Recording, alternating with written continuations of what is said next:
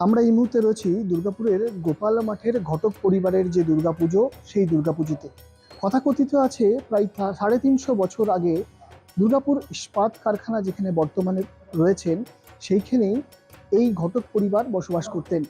আর সেই সময় স্বপ্নাদেশ দিয়েছিল এই ঘটক পরিবার সহ যে প্রতিমা গড়েন তাকেও, যে দামোদরের ঘাটে এই যে প্রতিমার যে কাঠামো, সেই কাঠামো রয়েছে।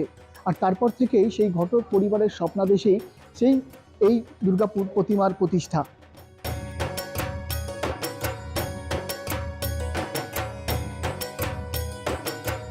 প্রায় 350 বছর আগের কথা।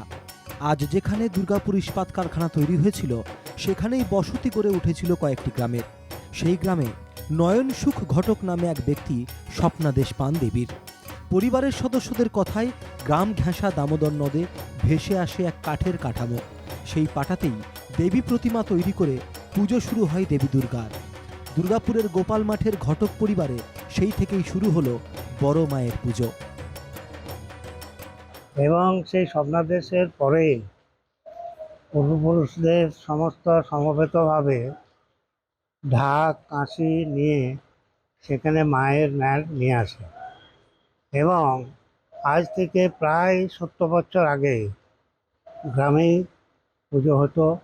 তারপর যখন 1957 সালে আমাদের গ্রাম উঠে যায়, তারপর এখানে আবার দুর্গাপূজা শুরু হয়। আমরা প্রথম দিন ষষ্ঠীর দিন এমনি বোধন হয়, সপ্তমীর দিন আমরা দোলা আনতে যাই সকালবেলা, যেমন পঞ্জিকা নিয়ম অনুসারে পিতৃপুরুষদের আদেশ অনুসারে যেমন করে জানায়, ঢাক ঢোল কাঁসা সব বাজিয়ে মাকে আনা হয় ঘাট থেকে, এখানে ঘাটের প্রতিষ্ঠা হয়। সময়ের সাথে সাথে জায়গা কিছুটা সরে এসে তৈরি হয় আজকের গোপাল মাঠ, তৈরি হয় ঘটকদের বিশাল মন্দিরও।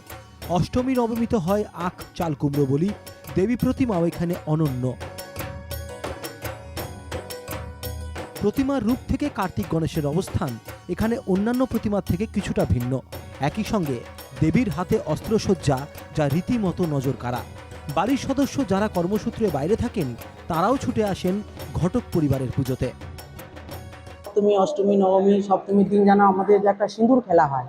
প্রচুর লোকের বিয়ে, মহিলারা যেখানে যে থাকে সবাই আসেন, এসে সিঁদুর টিঁদুর খেলা হয়, আমাদের খুব মজা হয়। আর অষ্টমীর দিনও তাই, অষ্টমীতেও যেমন খ্যান হয়ে গেল, তারপর সব সিঁদুর খেলা শুরু হয়ে গেল।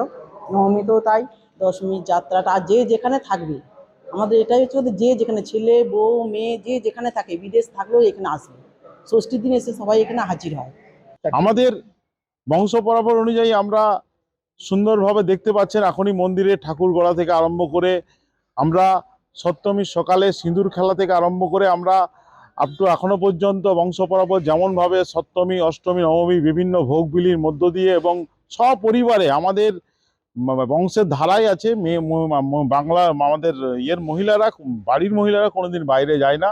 পুজোতে এসেও একদম রাত পর্যন্ত আপনি দেখতে পাবেন সবাই এখানে বসে, সবাই একটা আলাদা পরিবেশভাবে, মানে একটা ফ্যামিলির মতন, এক ফ্যামিলিতে যেমন থাকে। এবং এখানে শুধু ঘটক পরিবার নয়, চাটুর্যে এবং যারা সবাই আছেন এখানে, সবাই এক পরিবারে একত্রিত হয়ে আমরা আনন্দে মেতে উঠি। গোটা গোপাল মাঠ গ্রামে আছে আরও বেশ কিছু আদি পুজো। রয়েছেন মা কমলা রানী, রায় পরিবারের দেবী দুর্গা, সঙ্গে আরও অনেক পুজোই।